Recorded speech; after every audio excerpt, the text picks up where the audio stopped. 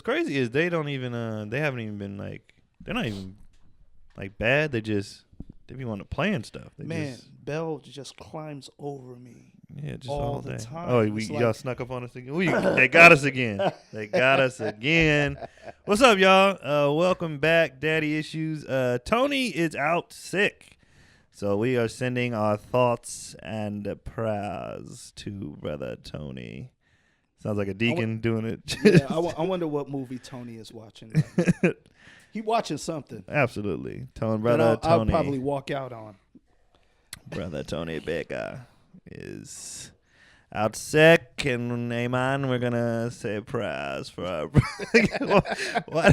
What did he get sick from? I don't know. He's been having like dizzy spells and stuff like that, so he's just trying to get it. That's under. that vegetarianism. Eat meat, Tony.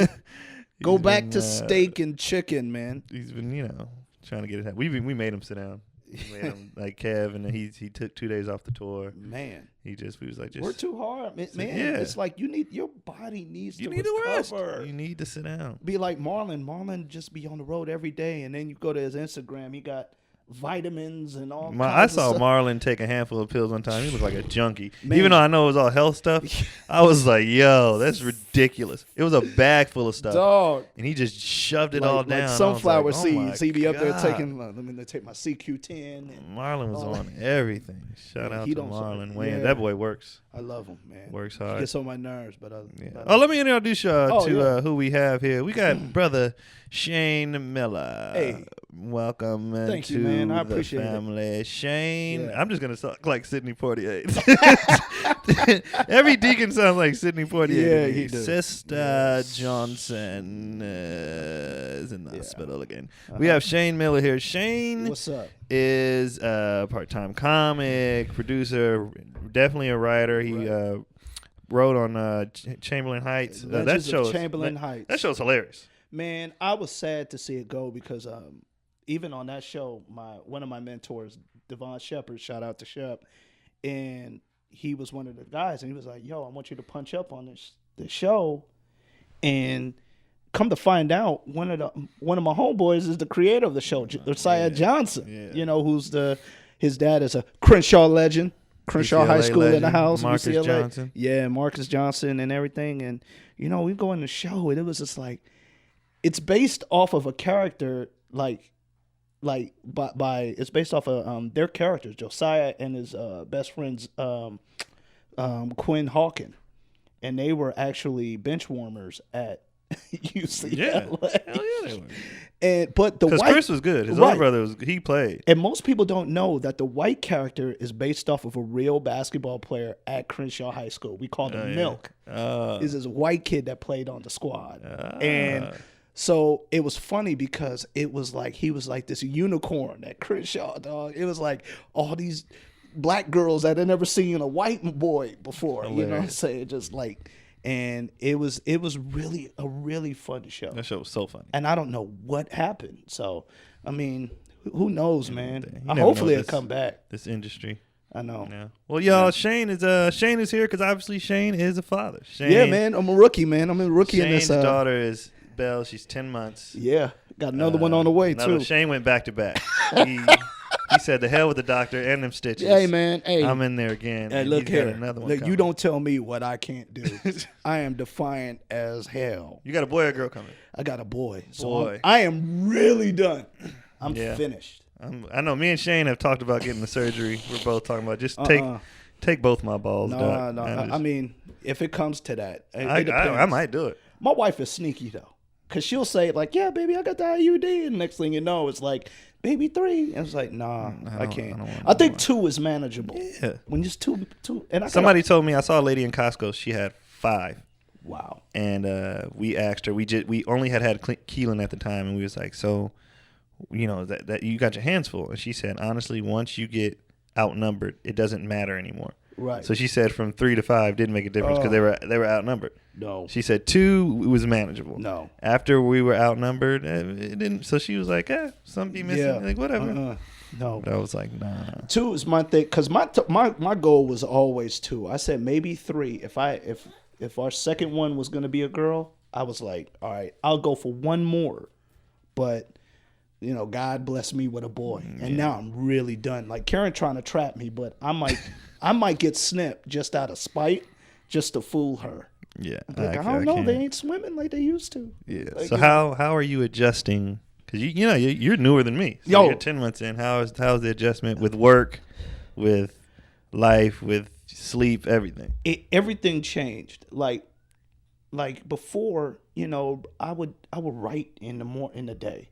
I was just like really was like focused on my writing, and then I'll go to the gym, and I'll definitely the restriction now is there because my daughter, all she likes to do is just sit on my chest. Like even if I put her down in her thing, she'll put her down in like a little walker. She'll run around in her walker, but then all of a sudden it's like she wants me to, she wants to be on my chest, so I can't write like I used to.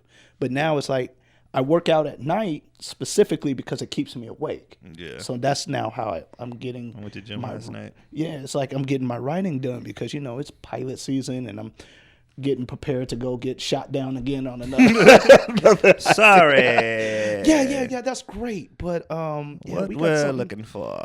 Just need that one. But I mean, it's definitely changed because it's like now it's like she goes after it's like kids now, they like, especially babies, they have no idea of their mortality. Yeah. She'll go and play with the electrical socket or crawling on the bed. Oh, y'all don't have the things on? No, we don't. Oh, I have them on everything. No, man, we ain't got them yet. We had it on. We put it because they're insane. Yeah. And then they get to this age and the older age. Now, both my boys, they just jump off everything. Man, that's the next step for me, like baby proofing everything. Yeah, you should have been did that. Man, I'm sorry, dude. I've been only a dad for 10 months, man.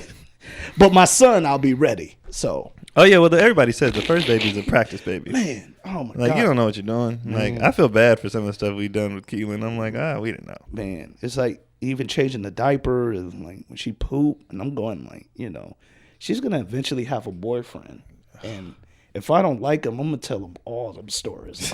Oh man, remember when she got poop in her vagina? Yeah, I remember that. It was hard cleaning that out. Just to embarrass her. Because now I'm like super protective because I got a girl. That's my girl. So how did that change? How did having a daughter change you as a man? Well, here's the thing. I think I'm very naturally misogynist because I had to fight for it growing up because I come from a household where I didn't have a father in my life. Yeah. So it was like only my mom, my grandma, and I'm the oldest, and I have two sisters, younger sisters. So I've been always fighting for my masculinity because everything was like catered to all the women. Yeah. So whenever like I wanted to do some guy stuff, I could never do it.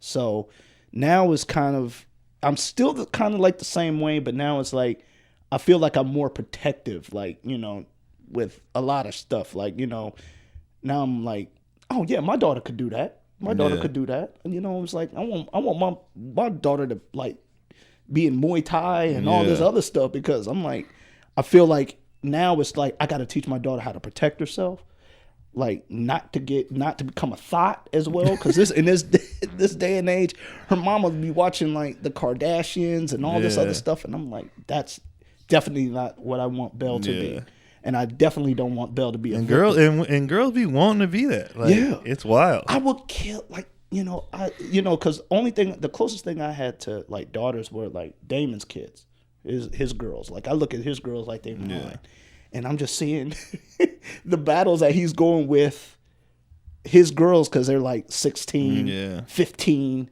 and 13, and now it's like they're in that teenager phase. So I'm watching that battle, and I'm like, I got to get ready for that. Yeah, that's why I say it, and people be like, "Yeah, why did you want?" That's why I didn't want daughters. That it's not the little girls. Little girls, I would love. Man, I would love to have a little girl, and then like at age 10, I would just want to give them away. Yeah, like, I don't want to deal with those years. Like it's just, that's a lot. I watch my cousins, and I'm just like, it's so much, and I'm not. Man, I was listening to Sugar Free the other day, and I'm like, damn, the way he like. I'd rather hit my joint, but I'd rather let fuck my bitch. And I'm going like, nigga, you ain't talking about my daughter, nigga. Like, so you listen to music differently too. That's what I'm saying. Nigga, you ain't talking about my daughter. Did it change, like, just how you view women, how you, you already have mom, sisters, and everything. I always viewed women in like, you know, in a different kind of light than versus like, you know, for me, like people, I feel like the women now, like my mom, are very rare. Like now it's like my mom was a single parent. She worked 12-hour shift at the hospital, and she worked very hard in order to provide, you know, for me and my sister. Even though I was a troublemaker growing up, it was like, you know, my fear even to this day is never to disappoint my mom, because she's strong. You know, there's no dad around, and you know, she was just like, you know, she took it. My mom's from Barbados, so she was able to take everybody in our household to Barbados. She didn't need no man to do it, or like she's truly independent, and you don't see that now.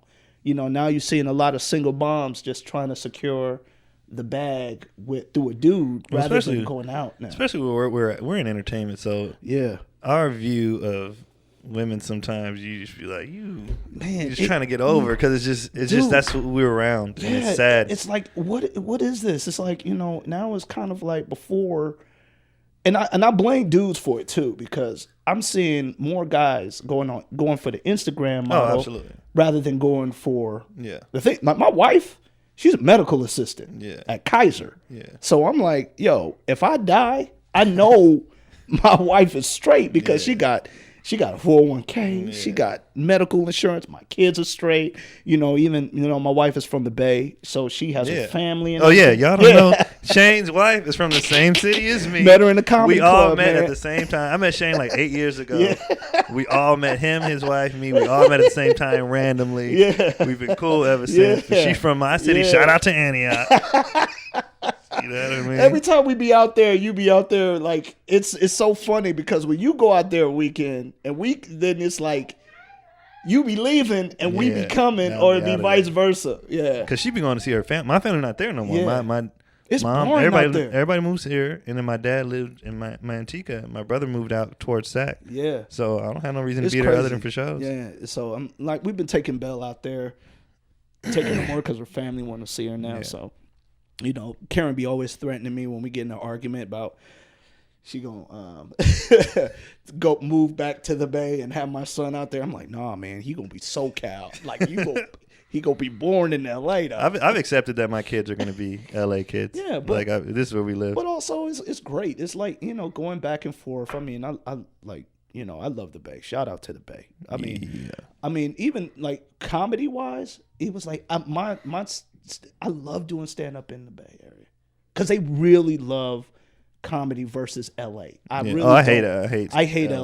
Like a lot of my bits, I can go out there and work out and don't feel the pressure of even being funny. It's like, you know, it's just L.A. is just too many, and vultures too. It's like I can't deal with the vultures now, you know. And I be seeing it when I be going out with Damon sometimes, and he be wanting to work out because, you know, he's thinking about developing his special and everything, and I just see like the vultures out there, like taking bits and then doing them as sketches. And then they take them on the road, or they do like sketches, or it's just like I used to do that with Sean all the time too. It was like, you know, when Sean don't like doing stand up in LA. Yeah, you know, he like going on the road and doing it, because, you know, it's like people that even see what he does on the road, when they want to come out to LA and do a stand up, you see him at the store or the Laugh Factory doing a bit, and I got to be like the hit man and be like, yo, bro, that's Sean Wayans' joke. Yeah, you know, and then they go like, oh, I mean, you know, I didn't think, you know, they start defending. Now I'm like, nah, man, it's a lot of stealing that goes on. Yeah, Damon told me, he was like, I feel like you give away a lot of bits on Instagram. Yeah. Through your sketches. Yeah. And I was like, those are, I write so much. Right. Those are throwaways. Yeah, like but I feel like this is what I have this conversation with a lot of comedians too. I feel like there's so much, like even with Tony, I go like, you know what? I think a lot of comedians that I think that are talented, like you, Tony Baker, DC, and, you know, my boy Jade, you know, it's like, you know, so funny. Me and Jade, you know, I know Jade since elementary school. Yeah. But I was like, you know, I think you guys should start really like learning how to write, because I mean, when I was under Sean and Marlon, all the Wayans brothers, they put me through, you know, writing seminars. They gave me books to read and everything. And I feel like more comedians should be really taking those bits and developing them into like either a TV show or a movie.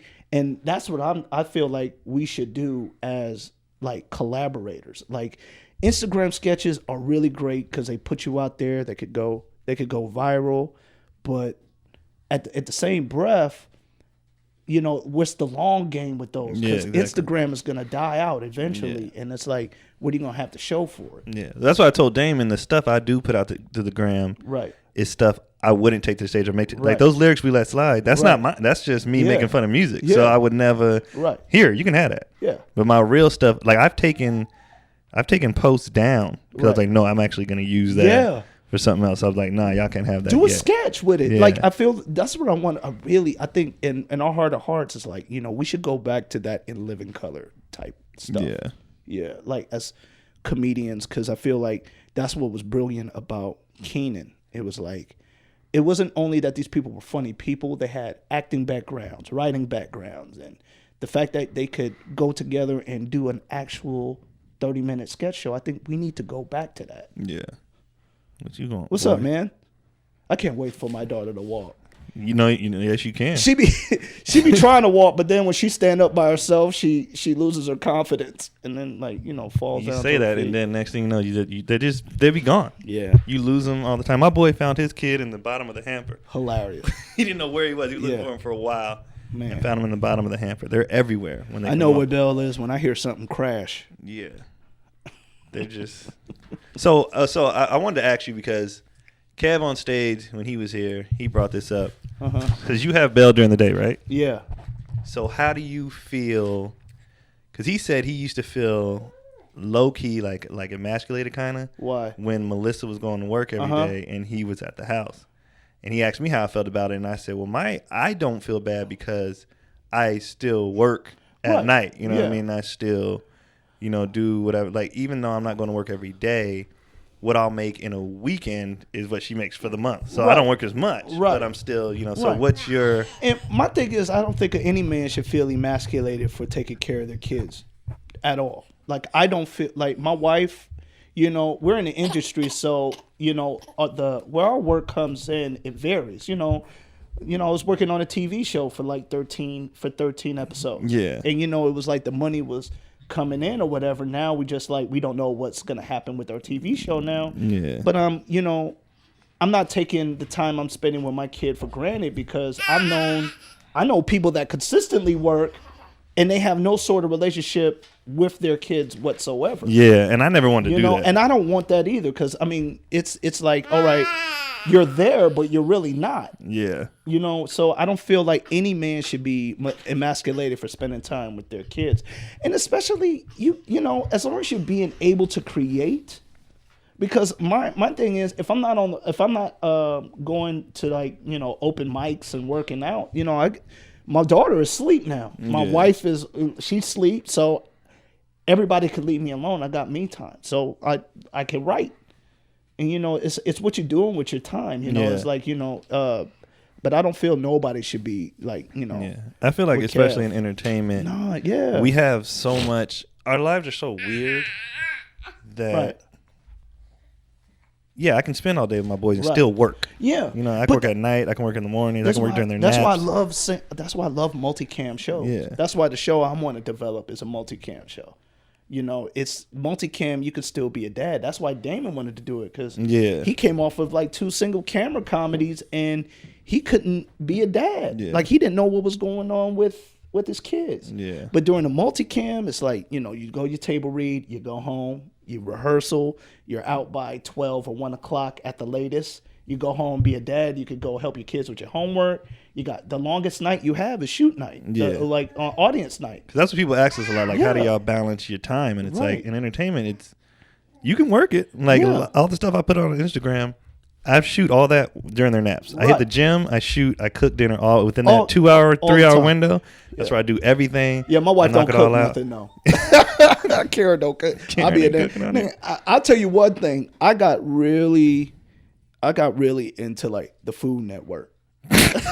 Like everything. I'll be on there like, I'll be watching Chopped, and I was like, just last night, I was watching like using like stuff with chocolate and pork chops, and I was going, what? Like, yeah, man, it was just watching on Chop. They have to do this stuff with like chocolate and so I'm like, huh. And I know my wife, she always like to order out, so I'm like, man, my kids gonna starve if they relying on Karen. So I'm like, but I've been learning how to like really take up other things with my time. Yeah. That's why I feel like even if I don't feel bad about it because I'm constantly learning something. I'm learning more about my daughter because my daughter is really she's a daddy's girl, and I love that. And I don't like, I feel like my daughter doesn't take me away from my craft at all. I think she actually inspires it more. When I'm seeing her, it makes me want to write and provide something better. See, that's what I used to say, like, because when I was, when I had no kids, it was just me. Like, I felt like I was more lazy because I was like, I'll get to it. I was like, I felt like when I had kids, it made me more productive because I'm like, I only have time to do this. And I look at them every day and I'm like, yo, I got to do this, this, and this so they can have this, this, and this. And they can, so like everything is like, they make me work harder. Right. So I felt like they would. As soon as Belle takes a nap and I have an idea for something, I put it in my phone because she's on my chest. So I can't get my laptop. So I have to get my iPhone and I write everything in my iPhone. And then when she's asleep, I transfer that onto my computer. Yeah. So it doesn't stop. But I mean, I appreciate the time because look, this how long does that go last? This is why you don't want them to walk. This is why I can't wait. I can't wait. You don't want them to walk. I can't wait. Light skin, bringing more light skinned kids into the world, huh? Ain't that right? When he was born, we was like, is yeah, that's right. Yeah. I ain't gonna lie, like when he was born, we was like, happy. Is this it? Yep. This is as dark as you're gonna be? I see my daughter too. That's why I gotta teach my daughter how to fight because she pretty too. We wanted that dude because Keelan's like my color. Yeah. So we was like, we can get this one. My baby's gonna be darker. My color. This light skin. He was clear when he was born. Yeah. It's the barge. I used to get all this love is away. Speaking of light skin, what's Jussie Smollett? Is he lying? Is he? Shane Miller, I am stating on behalf of the light-skinned Negroes of America, is banishing Jussie Smollett from the Light Skin Association of African Americans. What is that? I don't know what the stories keep changing, so I still don't know. I feel like everybody should just stop talking about it and wait because first, this is why movements die. First, we had his back. Right. Then it's like, is he lying? But then now it's like, oh wait, are the cops lying? But now it's like, wait, the story keeps changing. It's like a sitcom. Listen, I never believed it from number one. Number one, because as a writer, you've trained to understand narrative. Yeah. Okay. Let's put this all together. You're in Chicago, number one. 2:00 at night, you're walking around. There ain't nobody out there because in the Midwest it's freezing. Yeah. No, I know gangbangers that like if they suffered that much cold, they'd be like, nah, cuz I can't get nobody tonight. But it's just like you're going to Subway. Yeah. And then some dude randomly comes up and say, hey, ain't you the nigga from Empire? Is like nobody watches it. It's like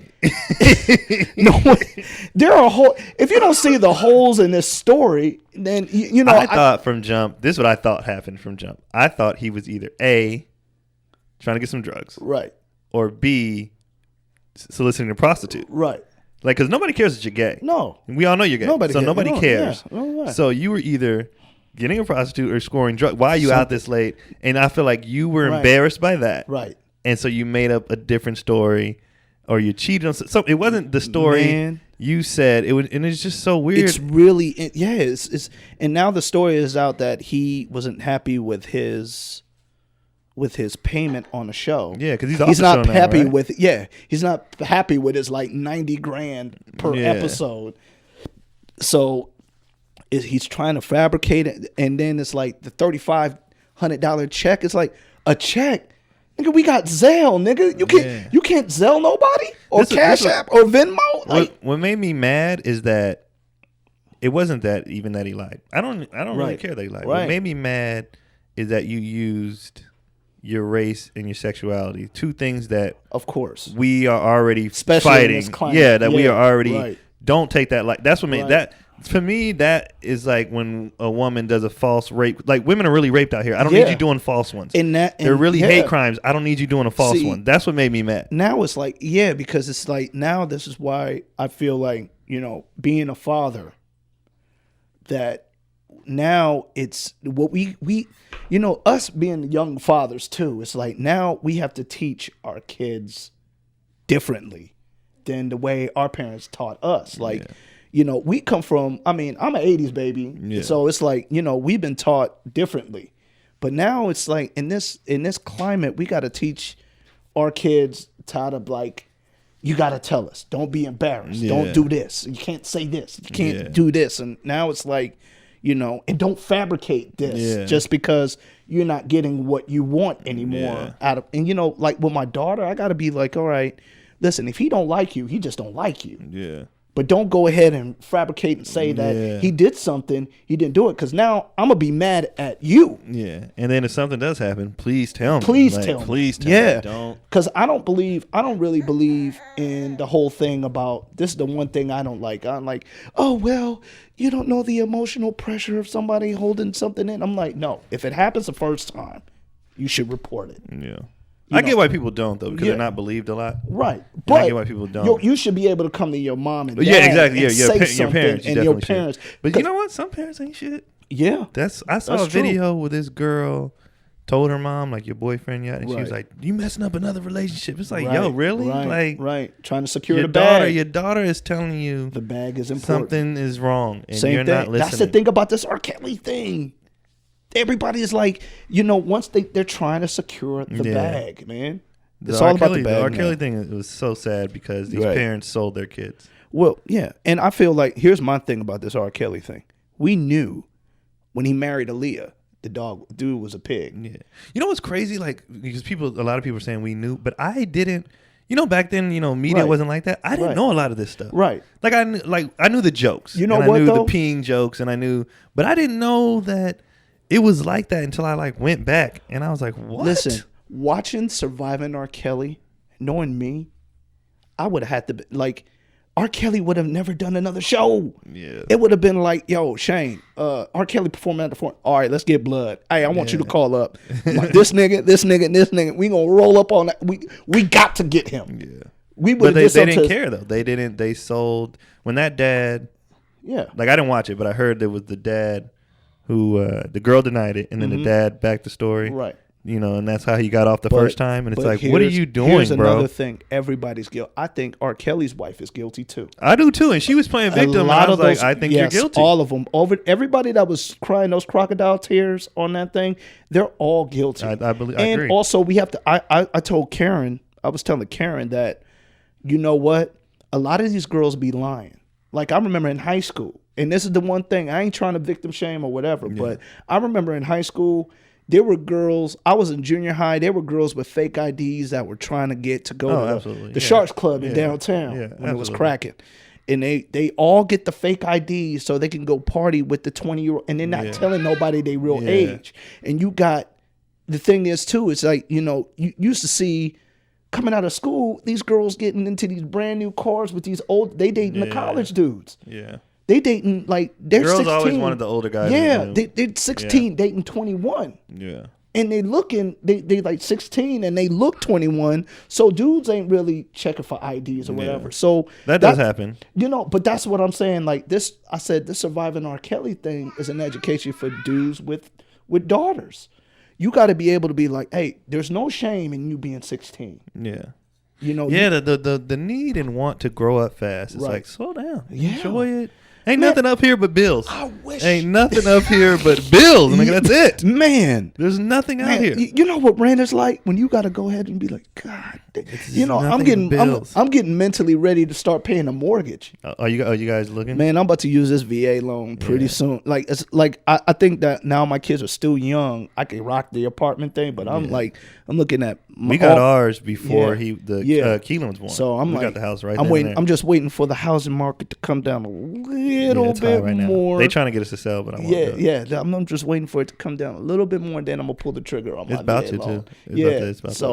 I'm just waiting degrading. Because I mean, every time I tell like a real estate friend of mine, they always go like, "Precious, the feeling." Like, it's like, they hunger for it. But this R. Kelly thing, I'm like, y'all gotta let's up. But I feel like all the women are just as guilty because almost look at like the Sparkle girl. Why are you bringing your niece around here? And then you want to cry. Like, why are you doing this? You set her up. And then a woman, she was on there interviewing, talking about like, yeah, he had us do a threesome with one of the little girls. I'm going like, well, bitch, you're a child molester too. Yeah, like what? Everybody on that documentary is guilty, not just R. Kelly. It's just so his enablers are guilty. The people who are reading for him. Because I would never be a defense attorney for R. Kelly because I don't want that kind of stigma of getting that nigga off. I'd rather be the hero. But the thing is, I would bring everybody back from that same show and ask them like, how old were you when you did this? Did you let R. Kelly know that you were 16? Because most of them did not. No. Yeah. And they're talking about how much he ruined their lives. But I was like, wait a minute. While y'all was rocking, you was getting a bag. You was getting paid. Well, and people, even women have talked about that. And I mean, we talked about it. You wanted to do that age. But R. Kelly's wrong because he prayed, but the kids definitely did. There are no. When I was 16, if Halle Berry or Leela Rashawn or them girls that was hot back then would have came for me, I'm in there. Yeah, and I wouldn't say a word about it. I'm in there. That's it. It's different with guys though. I think it is different with guys because I mean, like, if Janet Jackson would have hollered at me at 16, woo, during the Velvet Rope, oh my God, yeah. So it's I'm crazy. giving away my innocence. The thing that makes the older men or women, these teachers, women teachers that prey on these boys or whatever, the thing that makes you wrong is you mentally know how to. Of course, they're gonna want to do it. But you're mentally playing games with them, and that's why you're wrong. Yeah. And it's now my daughter. I'm gonna kill you. I'm looking in the camera right now. I will kill you. No, this is a confession. You could play this and listen. There's a little girl named Belle Rebecca Shane Miller. And if you 10 years older than my kid, I'm going to murder you. What if she's 30 though? If you're 10 years older 30 and 40? than my kid, I'm going to kill you. 7 is fine because I'm exactly 7 years older than my wife. But 10? Nah. You too educated. It's funny that you've done too much. It's funny that you brought up the school thing with these girls with fake IDs and stuff like that. And some of these young girls, man, it's crazy because they're like, I remember I was in high school. Right. And some of these girls, 13, that built. Like, they look like adults. Yeah. Like, it was ridiculous. They don't tell their age, man. Like, seriously, they used to see girls all the time. All the time going out with older guys every time. And they college seniors. Yeah. They're not even like freshmen. Freshmen, I could let that slide. But if you're picking them up from the high school, how old do you that's think what I'm saying. are? But listen, if my daughter was even 18 and she's dating a college guy, he would actually have to be, I can let 2 years slide. Yeah. I'm not, now, if you were college going for your doctorate, nah, I can't have that. Nah, bruh. No way. Yeah, well, I mean, that's true. It's true. But yet, my daughter's still 16, though. Yeah, absolutely. So I'm like, I can't do that. It's wild. It's hard. It's a tough time because even when you say that, it makes you. We have this thing called victim shaming, victimness. You say this, but because now what's happening is that honesty is taboo now. Yeah. If you're very honest about, like, when you go and say, well, where was the parents? You look bad for saying that because but it's true. It's a logical question. Yeah. Like every logic. Nobody wants it. I mean, Dave Chappelle, that's what makes Dave Chappelle's "How old is 15" joke so good. Yeah. It's brilliant, like, right? How old is 15 really? He was like, at 15, I knew I didn't want to be pissed on. Like, right. Yeah. Yeah. And it's funny and you know what not? You better knock it off. He acts like Bell, though. He acts like that's on this podcast, bruh. Bell be acting just like that too when she want me. Yeah, he want daddy. Yeah, light skin. Stop making that noise. Light skin. Okay. Yeah. I mean, these are even the tougher times because you're seeing an end of an era. We're going to be now living in a very, very censored era. Which is whack. I mean, it is whack. I feel like comics will keep it alive. I don't think so either, though, because now I feel like comedy clubs need to get Vondu. You know that where me and Damon went to go see Aziz Ansari at the Orpheum. And, you know, now they have the pouches with the, you know, you got to put your cell phones in. Yeah. I feel like if I ran a comedy club, I have to get those. Yeah. Because now, even if you're working out, if you say something that's logical, smart, and truthful, if you sell a movie or a TV show, that same material is going to come back to bite you in the ass. Absolutely. And I feel like they need that in comedy because you can't be honest anymore. No. Even in the medium of stand-up comedy. Louis C.K. is going on stage saying what he wanted to say. Like, what was he saying that was so different from what Richard, Red Fox, Lenny Bruce, Robin Williams, all those guys. Richard Pryor wouldn't make it in today's era right now. He's like... Well, actually, he would, because everybody feel bad for him, because he was a victim. Yeah, but this generation now it's totally different from the generation back then. Yeah. He wouldn't be able... That's why Damon Sr. don't want to do stand-up no more. Yeah. He's like, it's not fun. You know, everything... Like, it's really not fun anymore.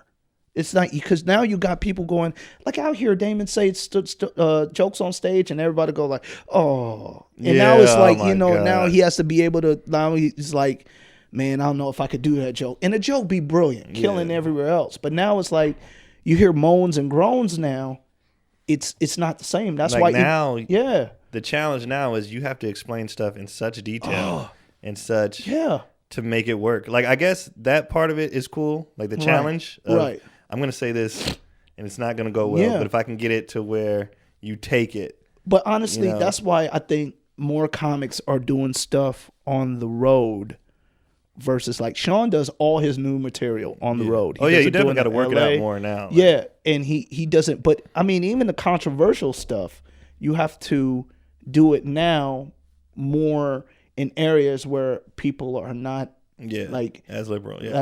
Pretty much. And that's what sucks. Yeah. You know, it's like, you know, I don't consider myself a liberal or a conservative. Like, I'm like in the middle. I'm independent. Because honestly, there's some stuff that I agree with conservatives with, and also there's stuff that I agree with liberals with. But it's like, because I'm just neutral. Yeah. So, but it's like for stand up, I feel like the truth. That's why Eddie won't come back. Yeah. Like, everybody wants him to make a comeback, and all these great comedians, they can't. Because if they were to come back and they don't have the freedom they had. They don't have the freedom. Damon Sr. is one of the most underrated geniuses ever. And I've seen the man destroy a room and break it down to his core and then win them back. Yep. I opened for him. And that's how I met Seth. And, I watched him purposely. Right. Just tank. Yeah. Just for the joy of winning him back. I was like, this dude's insane. Yeah. He's so good. Yes. He really is. He's a genius. He's so good. It's sad because, you know, we're in this climate now that you can't do that no more. Yeah. And like, I be pushing. I had a talk with Damon. Right. And I said, I'm already mentally prepping of how big do I want to be? Right. Like how smack the shit out of you. I'm like, how big? What comic is living comfortably but still being able to say what he wants to say? And like, I just don't. I'll tell you which one. Paul Mooney. Yeah, Paul, Corey Holcomb. And the ones that you don't see. Living a very nice. Right. Like, I guess I've been coming to the point where I'm like, I don't need to be. Right, Kevin Hart big. No, because that comes with sacrifice. You don't want it. Yeah, my God, comes with sacrifice. Kevin is probably the hardest working comedian ever.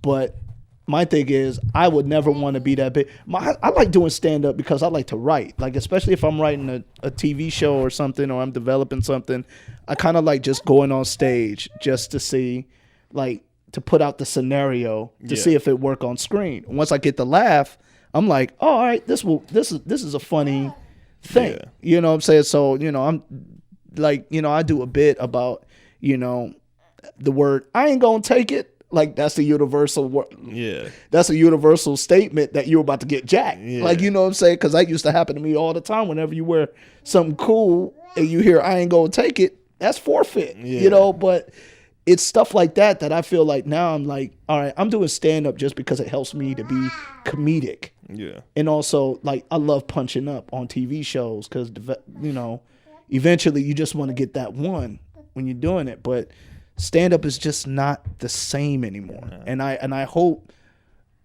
I hope they just take away people's cell phones. Yeah.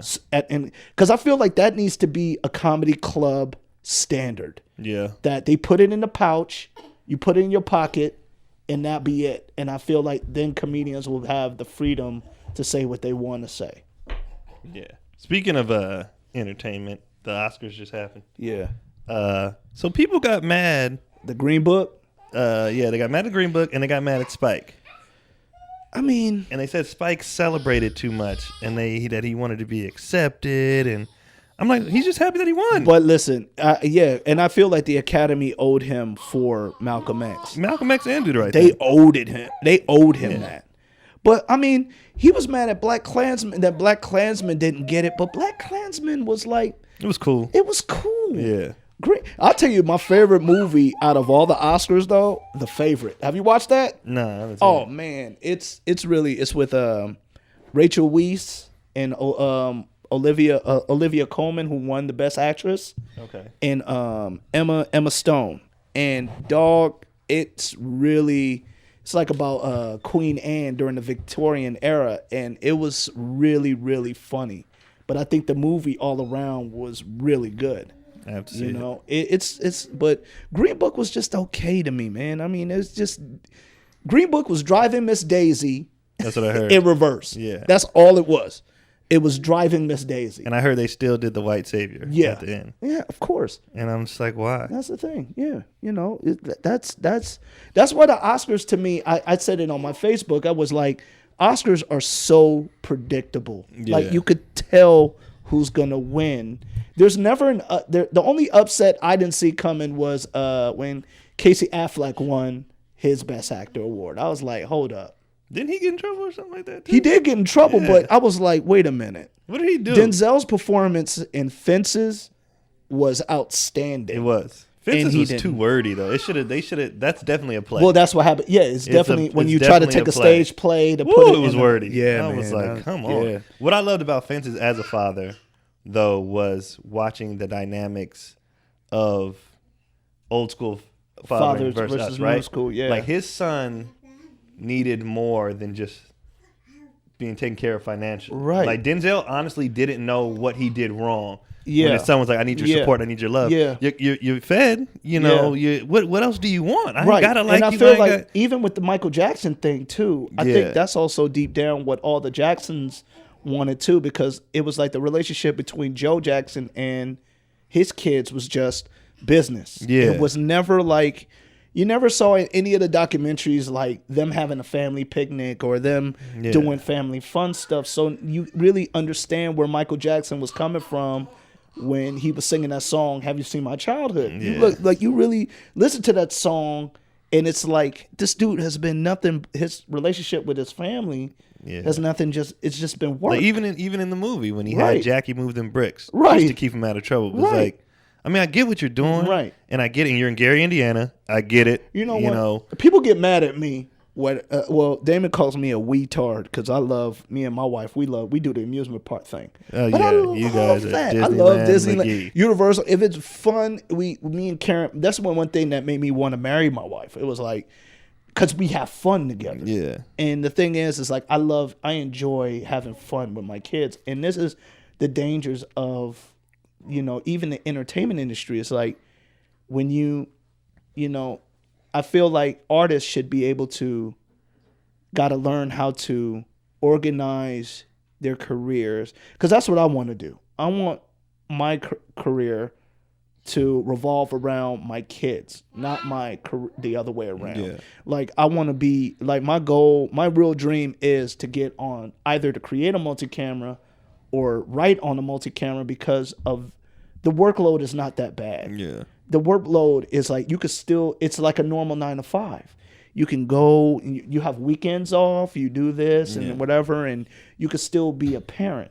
You know, I see that's what Damon is doing right now, and I'm like, you know, I'm seeing him do it, and I'm like, that's dope. Yeah, because I've always said I never wanted my kids to be raised by nannies. Never. Not me. I don't want that. Yeah. Like, I understand some people have you heard Damon's bit about that? No. Like, he was like, you know, this kid started speaking Spanish. Oh, yeah. Like, you know, yeah. But that's my thing, too, because I see parents doing that. Like, they all have the nannies raising their kids. Yeah. And I'm like, nah, I really don't want that. You know, I feel like if you could be on a good, I want to at least work on one TV show and then have a movie.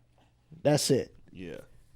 You know, because even during the summer, on a movie, you could bring your kids with you on a movie. They'll, you know, you do it during the summer, they're going to be out of school. You know, you could have them doing that stuff. But but it's really difficult to have such an outstanding, because I follow The Rock, and I'm like, damn, you got 3 daughters, but he has 3 daughters. I thought he had 1. No, you got 3 daughters. But you know, I follow on Instagram, and I'm going like, damn, man, I know you working because you don't want to be poor again. Yeah. But it's like at the same time, it's like, dude, you got 3 daughters. Yeah, like for me, it's like I gotta be in my daughter's life. Yeah. You know, that's but I don't want that kind of career. Yeah. Yeah, but he's just tired. He was sleeping when we got here. Yeah. All right, let's get to these questions. Yeah. Steve Johnson asks, what is your take on another man living with your kids and their mother? That's my worst fear. Yeah? I love becoming a father. I do not want to see another man raising, because I had a stepfather, and my stepfather treated my mom like shit. I saw my dad smack. He used to play cricket. And the funny thing is, it's like he would never take us home. He'd take us to his side chick house, and we call him Auntie, just so he could like keep his side chicks unanimous. So we had to be like, my mom would come in and be like, "Where did y'all go after your dad played cricket?" And I'll be like, "Oh, we went to Auntie house." And then I haven't caught my dad having sex with a stepfather having sex with another chick, and the thing is that I used to snitch on him to my mom, and he'd get mad at me and kind of like, mistreat me, because my dad wasn't there either. Yeah. But if I saw Karen, I'd be, oh man, with another, I told Karen, first of all, when you get married, you stuck with me for life. Even if you want a divorce, I ain't signing nothing. I ain't signing a damn thing. Like, I'm, my thing is, because I can't imagine another man disciplining my kid, hitting my kid, even, God forbid, trying to molest my daughter. Yeah. I'm telling you, I don't understand how people could go to courtrooms. It's so calm. It's so calm, and to just stand up there at the podium and be reading a statement about how they dog. We both go into jail. Yeah, I could, and I'm killing your defense lawyer too, because you try to justify him molesting my kid or whatever. Like, that's my worst fear. So that's why I always try to keep God and Jehovah in my relationship, because it is literally that foundation. Because I live my life as a family man. I've always pledged to live my life like, there's a scripture that said a man who does not take care of his family is worse than a man without faith. Yeah. And I always go, so that's my foundation for my family. Do you feel like your childhood shaped you? Yes, to do that? Exactly. Because I used to think that my friends was flossing on me when they would go hang out with their dads. Like I'd be like, hey, man, yeah, man, my dad want to take me to the movies. I'm like, oh, nigga, flossing your father, nigga. Fuck, you know what I'm saying? I used to be like, and sometimes I used to think they were made up too. I'm like, yo, man, if you don't want to kick it, go home, man. Don't be inventing stuff like fathers, nigga. Now, them dragons that we saw the other day, them's real. But no, I didn't even think, fathers was like, I used to really feel like I don't ever want my kid to feel like this. Because I used to feel, I mean, it was great having a mom, but when you're a boy, it's a different feeling when you have like a man there to kind of like to beat on and crawl all over. Well, yeah, beat on, crawl over, but then crap. also too, it's like but I was blessed with father figures. So Yeah. I mean, it was like the Wayans, obviously the Wayans and the Wayans family, and my best friend being a father, and my boy Howard being a father. I got to watch them. And pick up a little bit of game from them. Yeah, I don't know if I could have another dude live. She would have to be with this dude so long, right, before he moved in. Right. Like, you can't just have no new dude. Or being like in Tony's situation, like your sons are basically grown you already. Can't have no new dude around my kids like that. Right. That's just me though. I just because I just don't trust other people like that. Like it's just. I don't know. This is for life. Yeah. Karen, you ain't gonna leave me and be happy. I got something for you. Gabriel Stapleton asked, "Did you guys always want kids? And if not, at what age did you decide you wanted kids?" Yeah. I'm 27 and I don't want any children, but people continue to tell me have kids. I will eventually have them. Which I continue to disagree with. If you don't want them, don't have them. Yeah. If you don't want them because you don't want to be a trash parent. Me and Karen always wanted kids. I've always wanted kids. Yeah. I we tried for the longest, and then we tried, we did insemination. Oh yeah. With for Belle. Yeah. And we was like, when she finally got pregnant, it was dope because at first I don't know his password. He can't get his phone. what's his password? He got a password. He's so cute. Hey man, hey, he don't want that. But me and Karen, we always wanted. We did the insemination thing. We went to the clinic. Yeah. And we did that, and it's so funny because it's like. It was weird doing the insemination because it was like, you go in this room and jack off. We got porn and everything in there, and my wife is standing right there. But then we did that. At first, it didn't take because after you have the second round, it did. Yeah. So it started. That was like we actually wanted Belle. Yeah. We wanted more than one. So I always wanted a son as well. So. Now, after I had my daughter, somebody didn't tell me, because Karen didn't breastfeed. Oh, yeah, you're supposed to do that. Yeah, but that's what I'm saying. But I didn't know that when the woman is breastfeeding, their body shut down, and it can't, because the body knows that it's... I'm taking care of this kid. Yeah. Yeah. So when I did my thug thistle, because Karen was back, and then it was all of a sudden, it was like, babe, I haven't got my period. I was like, oh, snap. But they're back to back. You didn't have to do insemination the second time? No. I think it was like her body was needed a kickstart. Yeah, pretty much. Because we went back there and they were saying my sperm was super, but it was like, I've heard that it happens to a lot of women at first. Wow. It's like kind of like it. I wonder if it's a pressure. No, I don't know what it was, but we had a chemical pregnancy where she was like, that's when she found out she was pregnant, but it didn't stick to her lining or whatever. And so it went out that way. But the good news was that she could get pregnant. Yeah. So that was like, that's the one. And it happened. It is a very common thing. You know, some women do need insemination in order because sometimes the body is not just used to it. Yeah. So. I never knew that. Yeah, I never knew you needed like a kickstart. Yeah, you do. And it's for men too, because sometimes men have low sperm counts and stuff like that. So it's like they have to do it for men. So it works both ways. But it was great. It was when we found out we was pregnant, I was super happy. I was excited, because my cycle ends.